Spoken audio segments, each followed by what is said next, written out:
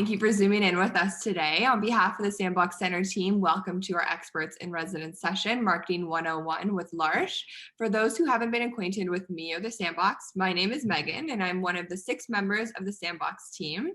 We're located downtown Barrie and online to connect people and their ideas to business resources on their journey to success. If you're interested in learning more about what our Experts in Residence program has to offer, please feel free to head over to our website, sandboxcenter.com, after the session and check it out under the Programs tab. Now today, we are super excited to have expert Jessie Larche from Larche Agency joining us to talk about the impact of COVID-19 on consumer behavior. Larche is a valued sponsor of the Sandbox, and we're so excited to have them hosting the session today. Feel free to ask any questions in the Q&A function at the bottom of your screen, and we will get to them towards the end. And with that, I'll hand it over to you, Jessie, to kick off today's session. Awesome. Thank you, Megan. That was wonderful. Yeah. Just quickly right off the bat, thank you to the Sandbox for allowing us this opportunity. Impact of COVID-19 on consumer behavior. Certainly as a creative agency, this is a conversation we have every day, both organizationally and with our clients. And it's something we're really passionate about. So I'm so glad to be here, virtually be here. I'm actually upstairs in front of a window, you can probably tell. But I'm gonna go through this presentation. As Megan mentioned, I'm happy to address questions. It is packed with information. I'm avoiding saying long. It's packed with information. So I'll be mindful of the time, and I'm really hoping to set as much time aside to address any of your questions. With that said, if I don't and we run out of time, I'm certainly happy to share my email, and you can connect with me directly, and we can chat more specifically about how we might be able to help. So I'm going to get right into it. As Megan mentioned, the presentation is about impact of COVID-19 on consumer behavior, and perhaps more importantly, how we're seeing companies really transform and evolve their marketing strategy so it aligns with these shifts in consumer behavior. So just the introduction, it's hard to believe.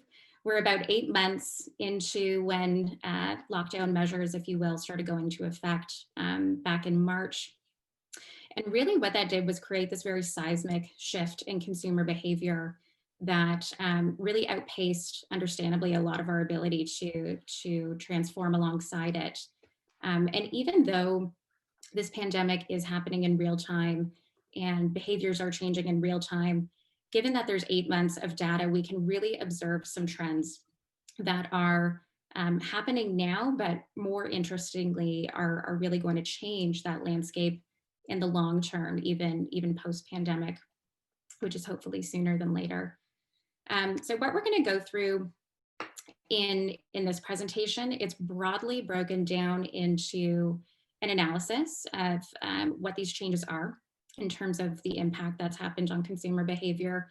And then the second portion of this is really specific to marketing. Obviously, that's my passion and my area of expertise, and some tips and tricks that we've implemented ourselves, we're working with our clients to implement, and certainly I'm happy to discuss more about.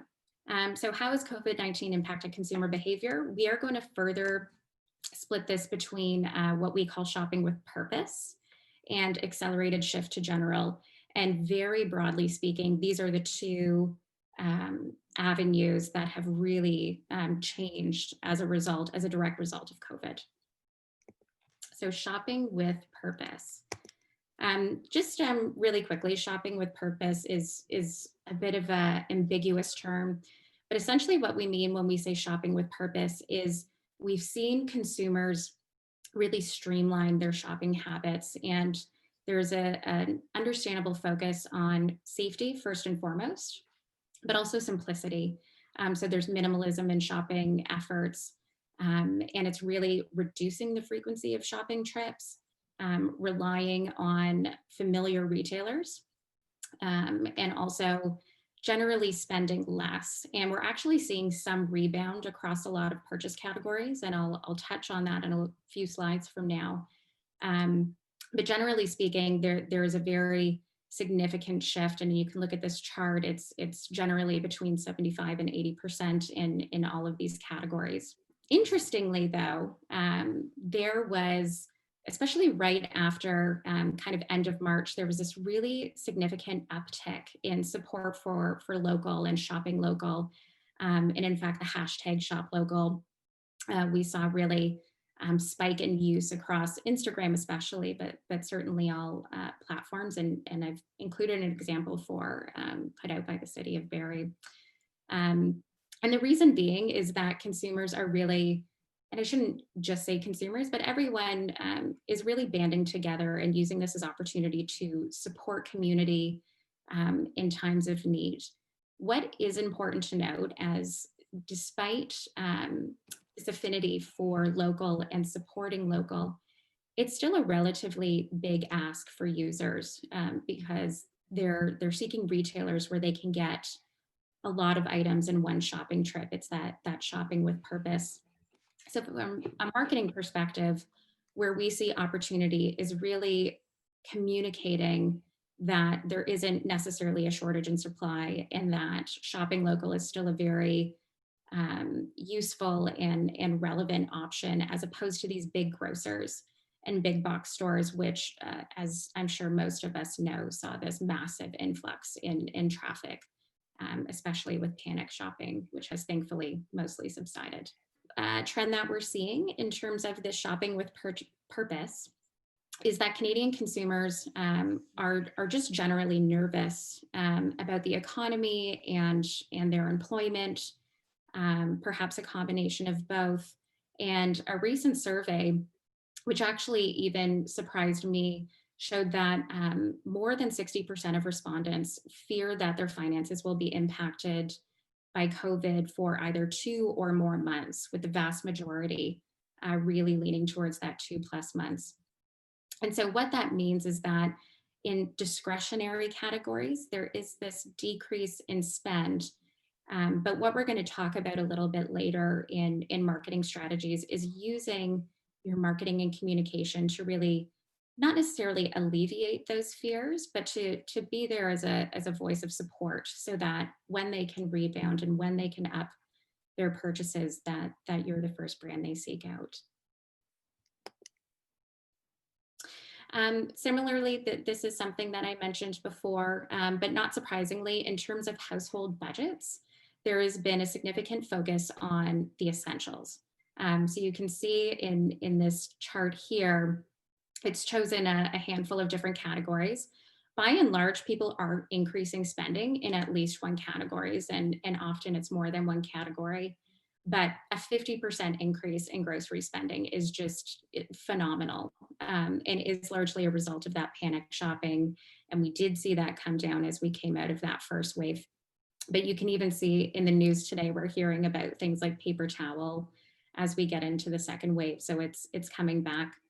But areas where there is more investment is generally when it comes to investing in the home or home activities. So we've seen 14%, that's a significant increase for home improvements. Entertainment, fitness, and virtual fitness is really taking off. So there is opportunity to engage with consumers and bring them back towards your business, but it's doing it in a setting that is really applicable for stay at home and remote working. I feel as though some of the statistics I've shown so far, and they're mostly a result of surveys, and they are Canadian surveys, they seem a bit grim. But I've included this chart because it does show that there is light at the end of the tunnel. And as of recently as August 2020, which is when this survey was conducted, there's actually a rebound trend happening in essentially every purchase category. And what you can see, if you see those green numbers with the plus, that's the net increase in spending in some of these discretionary categories. And that's compared to a similar survey issued to Canadian consumers 2 weeks prior. So they're not significant increases, but they are significant in the sense that we are seeing that return to pre-pandemic behavior. We're seeing trends in growth across essentially every purchase category. And consumers are really settling into this new normal, which is great. So it's tough right now, but we're moving in the right direction, and the trajectory is really promising. No surprise, I'm sure most of the attendees have heard this, and certainly I'm partial. We're a marketing and creative agency, but we really work closely on digital marketing strategy specifically. What happened with COVID was this surge in demand for digital commerce specifically. And I pulled out this quote from McKinsey because I think it is succinct and incredibly apt. So we have covered a decade and days in the adoption of digital. And essentially, when we say an accelerated shift, it's just that. So this trend was already well underway. And what COVID did was just accelerate the rate of adoption at an unprecedented pace. And essentially it's out of governments encouraging stay-at-home orders and employers offering flexible work policies and work from home. But in doing so, individuals and consumers need digital. So if we look at these stats that I'm going to point out because I think they're significant, a Deloitte Canada survey says more than half of Canadians say they're more likely to buy online. And to me, the more important takeaway from this is that of new online consumers, more than half say they're going to adopt that behavior permanently. So we're seeing how we're adopting these patterns out of necessity. But in doing so, we're encountering these options that are sometimes creating less friction in the shopping experience. And so individuals are making this part of their shopping habits indefinitely. And one other point, because I find it really interesting, so I threw it in there, is that Amazon reported a 40% year over year increase in sales. So Q2 2020 compared to Q2 2019. And perhaps even more staggering is that they reported more sales in Q2 than even the holiday season, which this past holiday season, it was unprecedented how much shopping was happening online to support that. So we're online, we're shopping, and the statistics speak for themselves.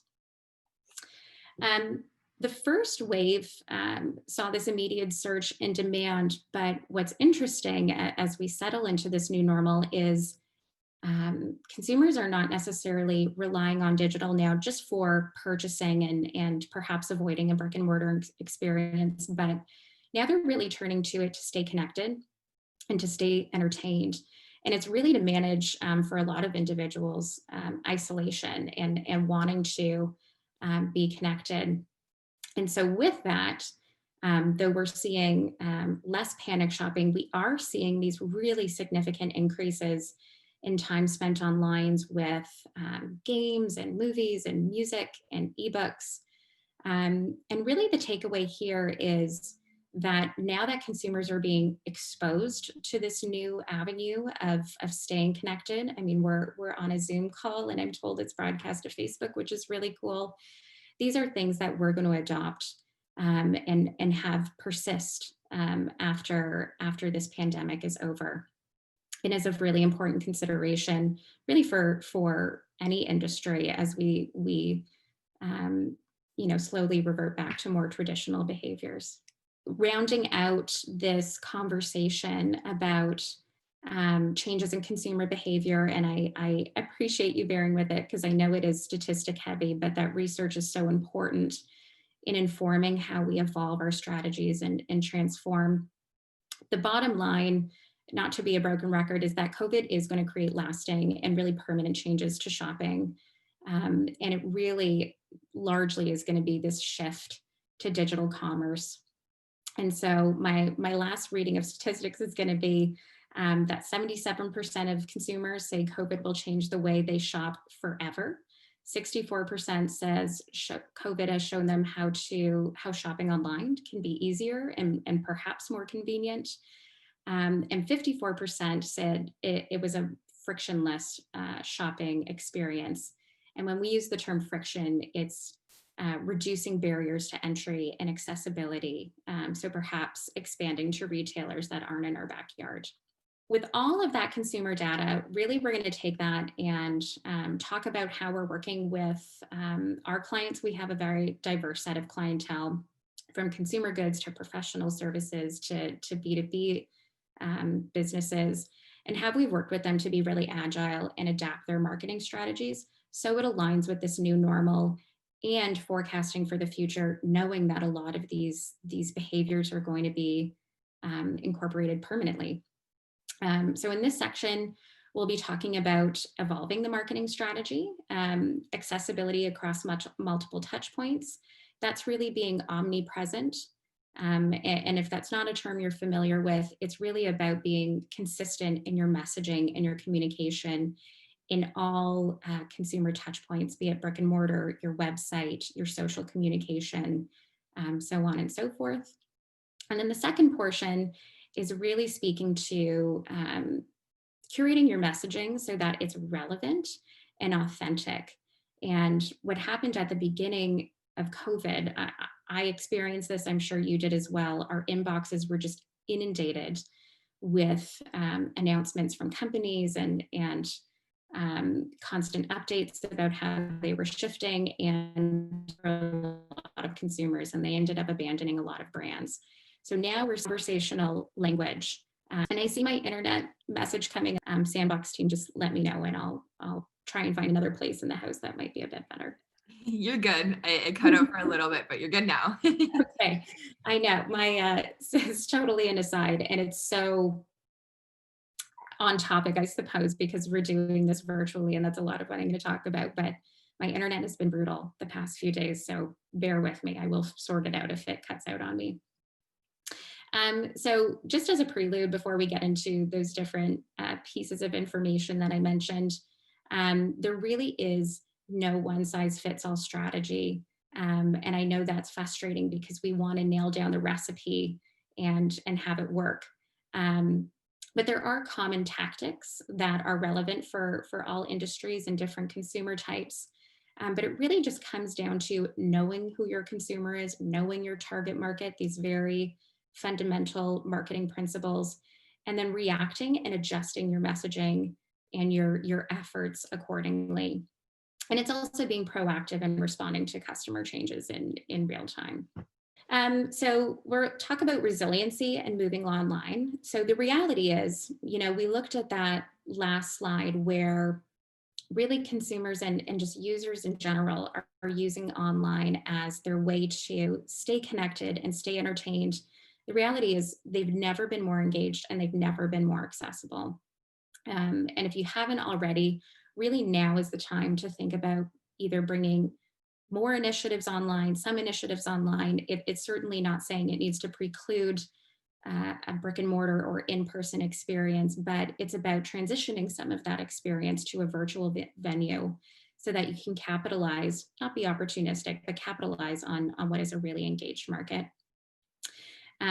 Something really important to note, and this does come out of a recent study, so it's certainly mindful of all that is going on right now.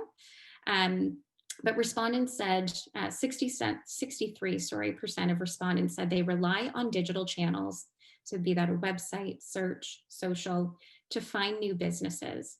So if you're looking to acquire new customers, and most of us are, certainly I have that as a big part of our strategy, it's really where you need to be and to be active. I'm going to get right into some of these kind of tips and tricks. And really, it starts with the fundamentals. And the best way to understand how your customers are feeling is to really diligently monitor for real-time feedback.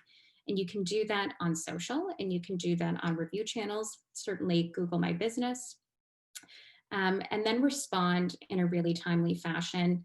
This is especially important for any negative sentiment, not only to hopefully turn that reviewer around, but really it's a PR opportunity for all of the many, many eyes that aren't leaving a comment, but they're certainly seeking out your business details online.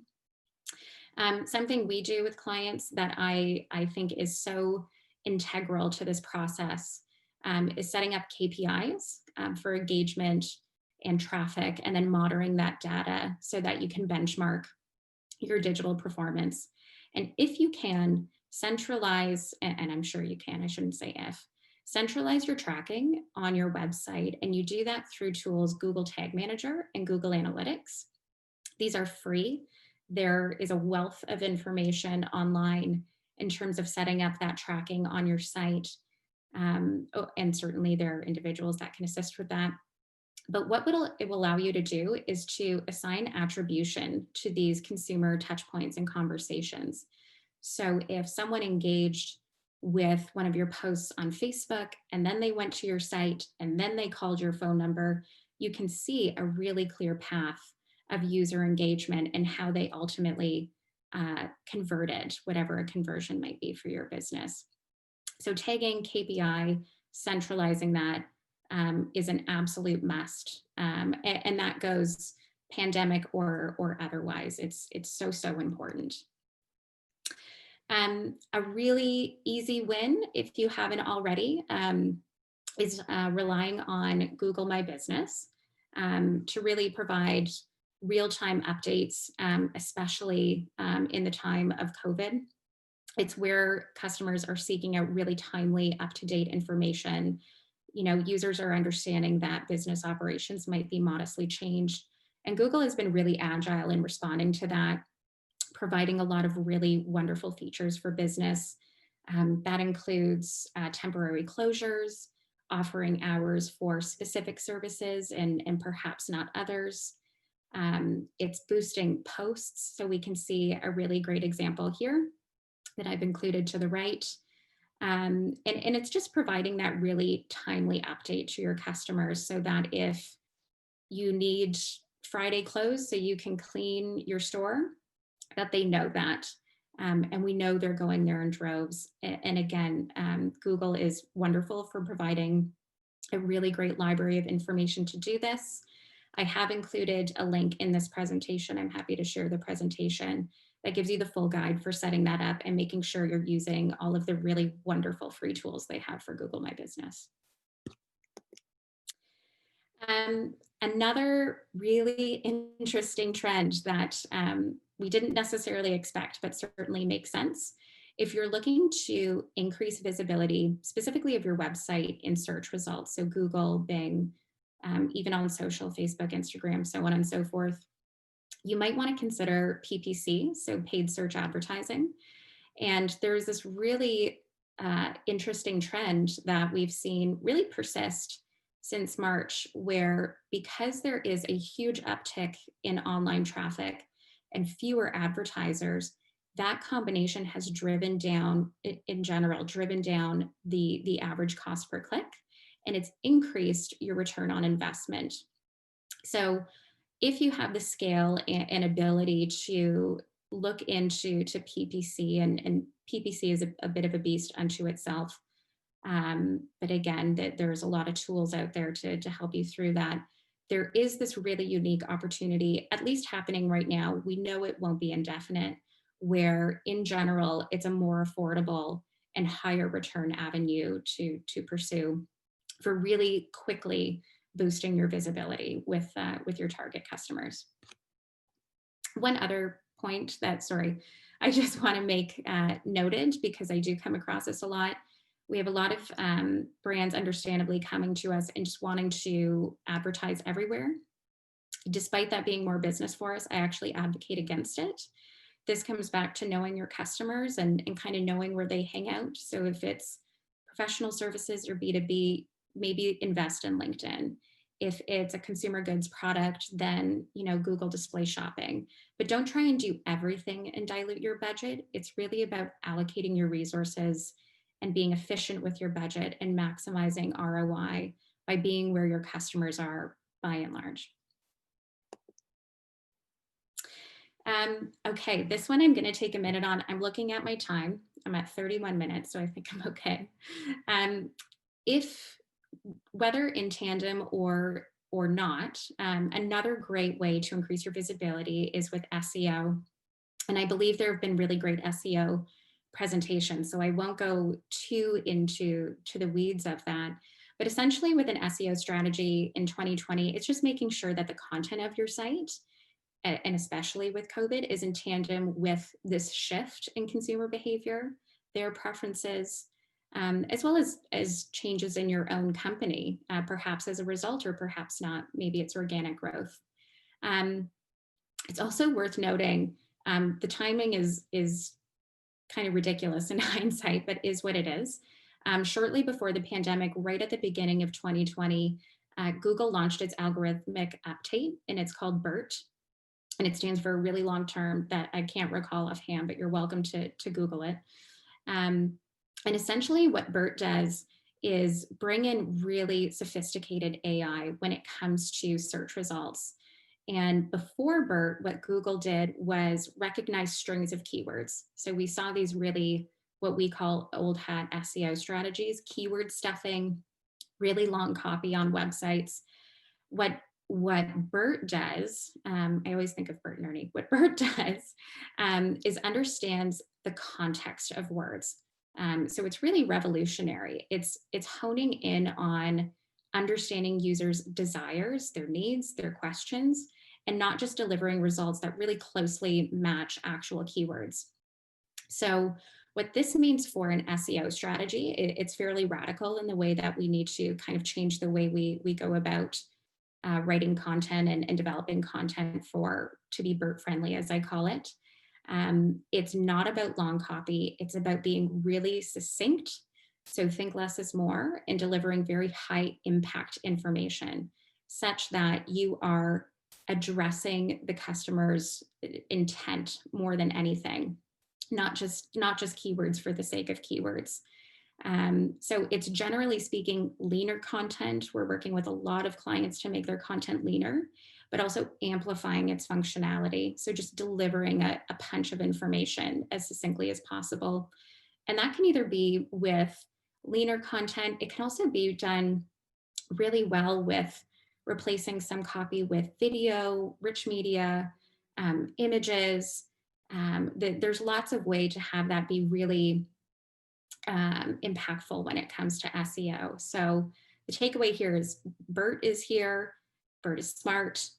It's about user intent and being super, super hyper relevant and high impact with your content. So gone are the days of long copy and keyword stuffing.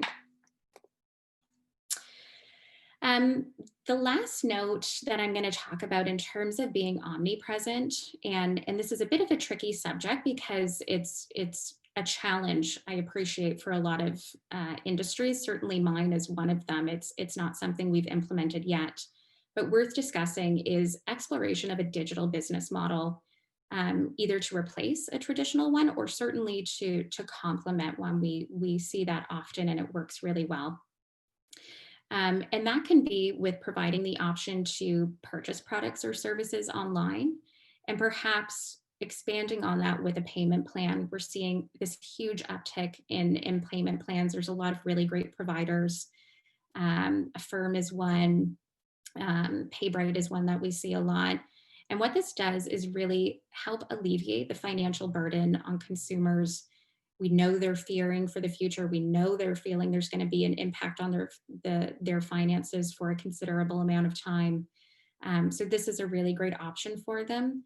And on the business side, in terms of the bottom line, if you can afford to really amortize some of these funds, is that there is generally a lift in the value per purchase or the value per order because it is a more palatable purchase for consumers. And it's not specific to e-commerce, I should say, that there's lots of opportunity to bring in this type of payment plan for in-person purchases and services.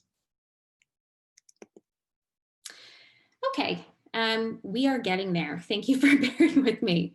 The last subject in terms of shifting marketing strategies is evolving your messaging so that it's relevant and that it really connects with users at a human level.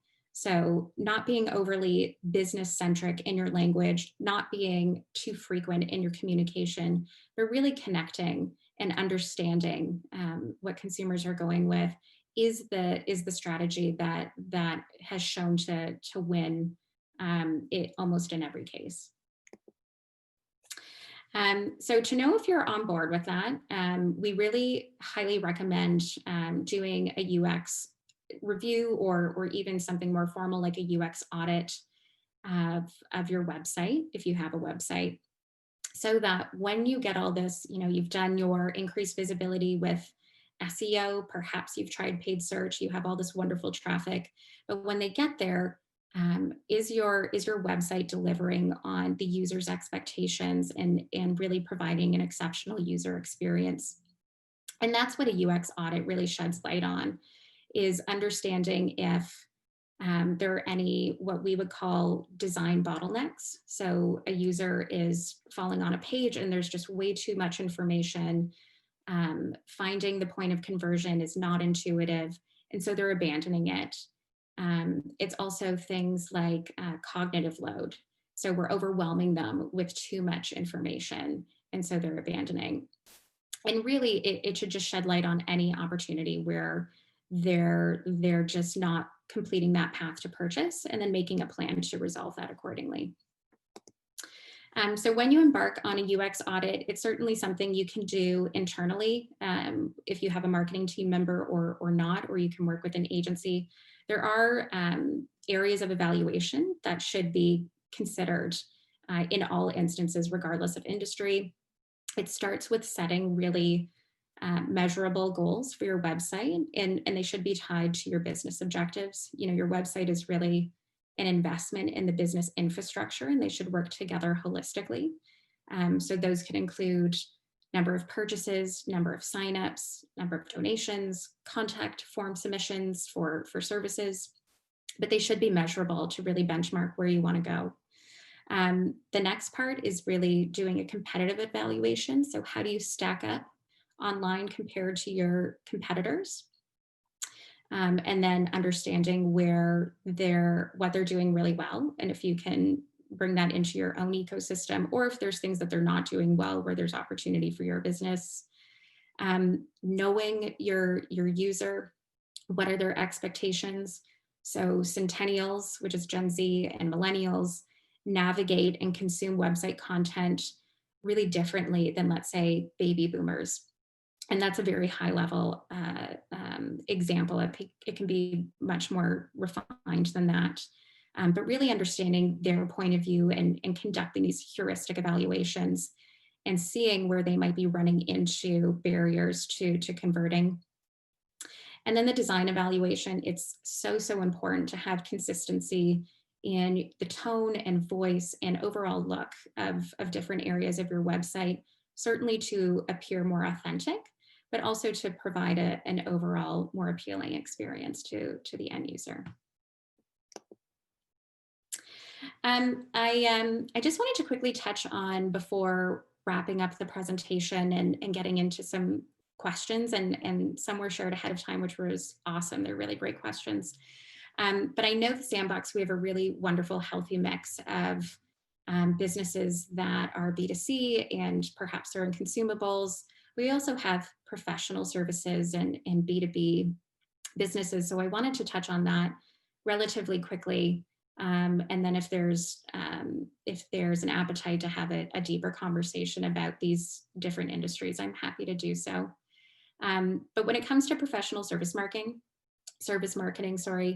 it's really about not withdrawing from marketing. We certainly saw a lot of, whether it was insurance or legal firms, so on and so forth, just immediately withdrawing from their marketing strategies and allocating funds to different parts of the business, which is understandable. We all kind of reacted in a similar way. But now truly is the time to really engage with your customers, either previous customers or potential customers, and just offer advice, even free advice, because once this is done, and it will be done in time, they're going to be the first that are going to return for more information and ultimately fulfill those services. We also talk about micro approaches, so not necessarily let's say, open webinars, but really curating content for a specific group of customers and connecting with them one-on-one. And one last piece in terms of a very specific tactic that is growing exponentially as a result of COVID are what we call chatbots. And there are a ton of chatbot providers. I've chosen School of Bots as an example, but there are many. Chatbots have come a really long way.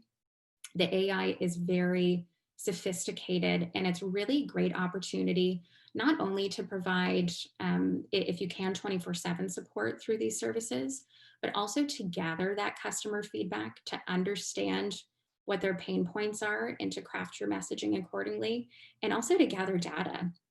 I mean, selfishly, I'm a digital marketer, so my life is, it all comes down to gathering data and then using that data efficiently to inform the next steps. And it does that quite well.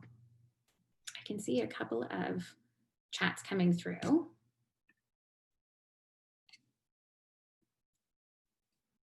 Yeah, we just got one question in the chat, and it's, do you have any suggestions for marketing approaches for registered charities? Yeah, no, that's a really excellent question. Really what we're seeing with charities, and it's similar to what I mentioned a few slides ago when it came to offering more payment plans in digital commerce, and not to have it focus on the donations especially, but really transitioning those opportunities to a virtual space. So giving those presentations, if that's the case. Using video is huge when it comes to not-for-profit and certainly for charities to really effectively communicate where there is need and why there is really timely need. And that aligns really well with BERT, if we're thinking about Google BERT, but really bringing in great online purchase options. And I know with, for instance, like Canada Help, you can link to that and that facilitates that process really well. But you can augment that with some of these payment plans. And it also sets up, in some instances, a recurring donation schedule, which is really great. But my recommendation when it comes to charities and not-for-profits in general is really use video, rich media, communicate that timely need, be omnipresent. Don't just communicate it on your website, really leverage social. Even boosting posts is a hugely cost-effective way to get that message across. And then bring in those digital commerce options so that individuals can really easily facilitate that donation process in a palatable way. Email marketing is really wonderful for charities as well. And there's ways to do that with remarketing and in Gmail advertising. And that's actually a really deep conversation, so I won't go into it all right now. However, if that's a more detailed conversation you want to have, then I'd be happy to do that. And I'll offer my email in the chat in a little bit, so anyone can feel free to connect with me and we can chat about that a little bit more. Awesome. Perfect. So another question here. What tips would you give for new lead generation on LinkedIn for a business coach? Any advice on scaling connections outside of Canada? I do. This is actually, I might just jump a little bit ahead because chatbots, we chatted about them, and go into B2B because I talk about what we call account-based marketing. And I believe there's going to be a content marketing presentation. So I don't want to overlap that too much because I'm sure it's going to be deeper than what I'm going to say. But certainly Larche is doing this. B2B, we really relied on in-person conferencing and networking, especially as part of our business development strategies. And though we're having really great virtual conferences, I can't quite duplicate those interactions that we used to rely upon, and even direct mail to offices, let's say, we know some businesses work with. So with adopting something called, and I'm just going to actually jump to that slide, account-based marketing, it's about curating your marketing to a very defined set of target accounts and target clients, and LinkedIn is the best way to do this. And I believe you do need what's called a Navigator sales account. So it's a premium LinkedIn account. It's not inexpensive, but it's certainly high value in terms of the tools that you get, and it facilitates account-based marketing really well. So you can set up search alerts for what is this very targeted group of accounts. It allows you to attract those high quality accounts with much more agility. And then it's reaching out to them and catering your direct messages to be very specific to what they're seeking. And for account-based marketing to work really well, it's kind of flipping the traditional organization hierarchy on its head. And I know we're talking about a coach, so I think that's awesome. And perhaps a smaller organization, but it's really melding marketing teams and sales teams into one and combining their efforts, and really just honing in on these really coveted accounts that are highly qualified, but maybe we haven't reached out to them, or they haven't reached out to us. But LinkedIn does that exceptionally well. I do recommend the Navigator account. I believe you can sign up for a month free trial, and you can cancel before that month is over, so you don't incur any cost. But certainly if you're a business coach, I would recommend LinkedIn. I would also really recommend Instagram and Facebook in utilizing their live features and just using those platforms as opportunity to build a lot of thought leadership and authority in your category. And it's a really quick way to follow accounts and businesses that are qualified and just put out really great relevant content. It doesn't have to be overly polished. It doesn't have to be, a video in a production studio, but those lives do really well. But in terms of qualifying, LinkedIn is great. ABM marketing is wonderful, and I recommend the Navigator account. Perfect. You are good to continue, or we can keep going with questions. Up to you. Well, I have like 2 slides left. Perfect. So why don't I just round that out, and then, yeah, I'd really love to jump into more questions. Yeah. And I can touch on this in 30 seconds. Really, the common theme for your messaging post-COVID is to just be authentic and to show you care. And don't be that overly business-centric voice. Don't over-inundate with too many marketing messages. Don't rely on long copy. Just talk to people like a human. That is what they are seeking. They're abandoning brands that don't. And show that you care. Be very selfless in your ability to help people in their time of need, because they are in need right now, but that will change. Again, we're seeing those rebounds across the board. And that's really the final note. So happy to jump right into more questions now. Awesome. That was amazing, Jessie. Thank you so much. So we'll jump into some questions here. What is the best way to engage customers now that everything is virtual, which I feel like you kind of touched on, but if you could give one thing, what would it be? Totally. Yeah, that is the $1 million question. Totally. And I'm going to give perhaps an annoying answer, and I get that because I experience it as well, and it is kind of frustrating. But there is no one recipe that's going to work for every business in every industry. You really need to know where your customer is. So if it is a millennial, really focus your messaging and marketing efforts on something like Instagram. If you are in an industry that is largely B2B, really up your game on LinkedIn, and perhaps consider that Navigator account. They have other premium accounts that might be a better fit as well. But we do know for sure they are online. It's just about allocating your efforts to the channel or channels that make most sense for that customer base, because it does vary. Search is generally a pretty safe bet, especially Google, across the board, regardless of product category, service category, or industry.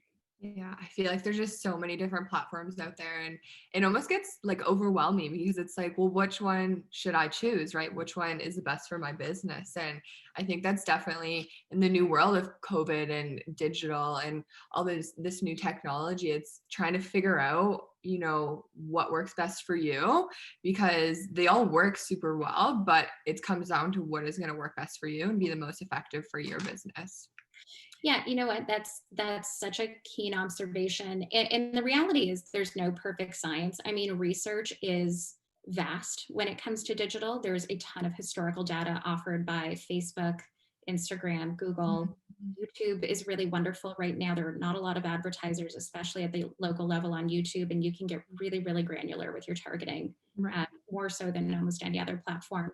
But Hmm. the reality is you also have to test. And, whenever we're implementing a marketing campaign, especially for a new client, we're testing for the first 12 weeks, and it's Yeah. testing audiences in terms of their demographics, it's testing channels, it's testing creative, it's testing messaging, and you get these real-time insights and you pivot in real time.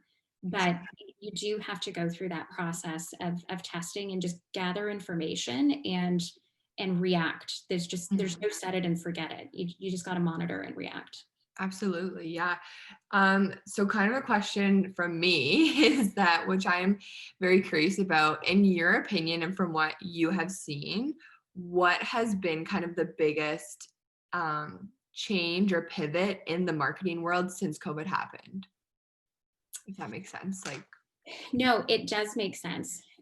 What has been the biggest change? I think, yeah. and I'll use this presentation as an example, is just Mhm. working with clients, us included, that really relied on in-person interactions and building out digital experiences that are immersive, interactive, and that really help to augment what was really relied upon for Mhm. revenue generation. We have a lot of clients that rely heavily on their trade show season, Yeah. and that's in Exactly. the B2B world, but it's also consumer end.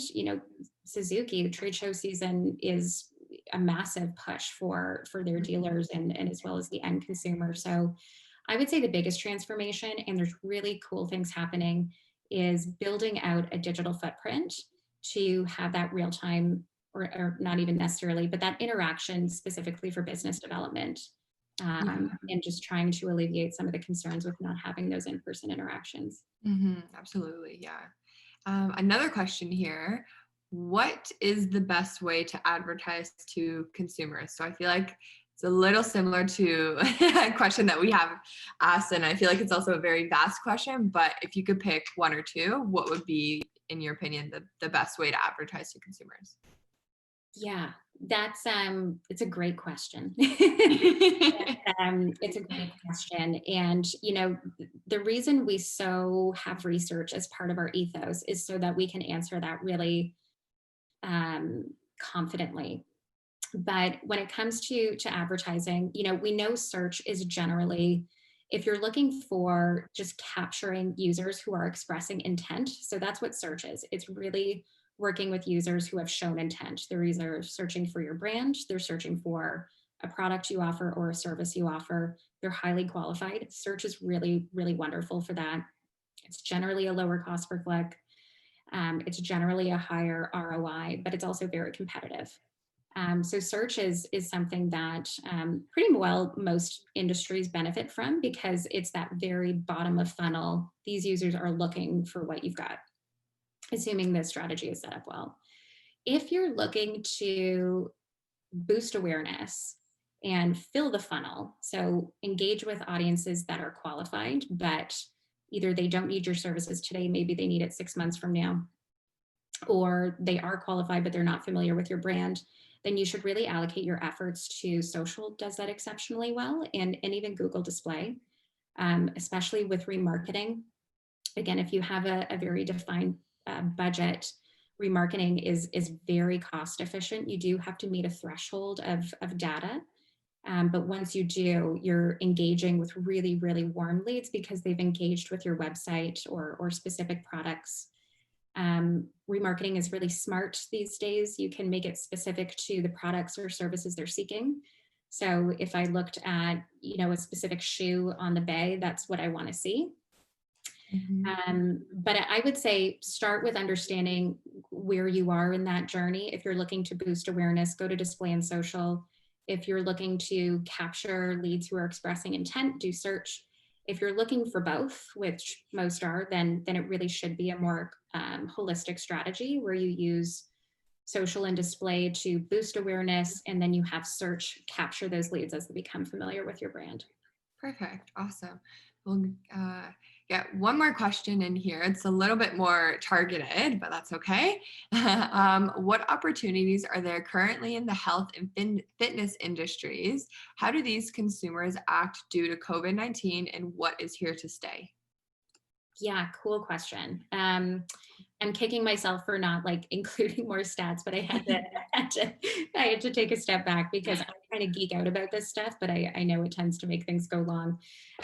There are massive peaks in telemedicine, specifically when it comes to health, and that's going to stay, as well as at-home fitness. So just massive increases in usage of health and wellness apps, websites, even YouTube videos. There's just such an appetite for individuals who, Megan, you and I are clearly, well, I shouldn't say clearly, I believe you're at home. Yeah, I am. While hanging. But there is a huge market for that right now, and unprecedented growth as a result of COVID. If you are in health and wellness, there are really great tools that can help build out either classes, something like Kajabi, for instance, which also has a website builder within it.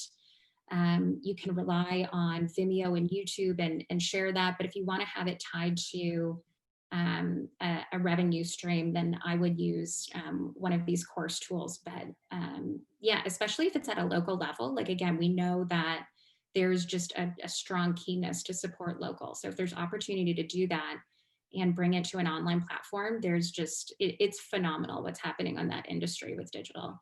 Yeah, definitely.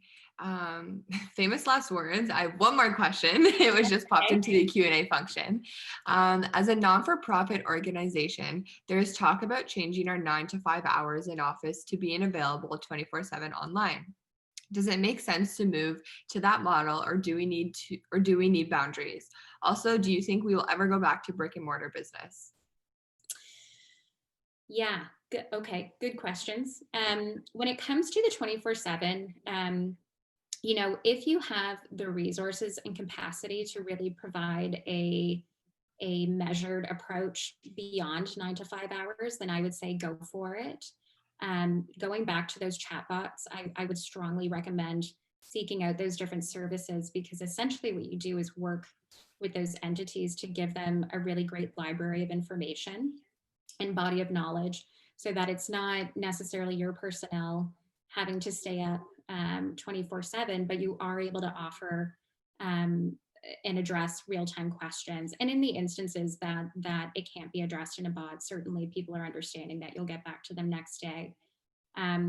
With that said, there is just, in general, the sentiment is people are understanding that hours are going to change, whether it's reduced hours or alternative hours. And we don't see a lot of negative sentiment around that. So I'm not really giving a clear answer. No, you're good. But I would certainly suggest seeking out some of those digital solutions that can be very cost efficient without having to be a huge organizational change, for offering help outside of 9 to 5. Mm-hmm. And we are seeing those as great solutions really across industry. When it comes to brick and mortar, I do think there will be a return to brick and mortar. I'm confident in that. There are just instances where you want to have that very tactile experience. There is a really interesting, and I can share this information with the individual that reached out, but right before COVID, probably for 12 months, maybe a little bit longer prior, there was a lot of data coming out about how specifically centennials, are really turning to brick and mortar because it's a form of something to do for them, quite frankly. So they go shopping for the sake of it and to window shop. And because they have less discretionary income, they really value going and seeing and touching for larger investment items. And oddly enough, that's kind of the opposite for boomers who are, quite happy to ask Alexa to send them batteries the next day. And they're less inclined to do shopping as a form of something to do. So I'm confident it will come back. We're seeing Amazon build retail stores. Yes.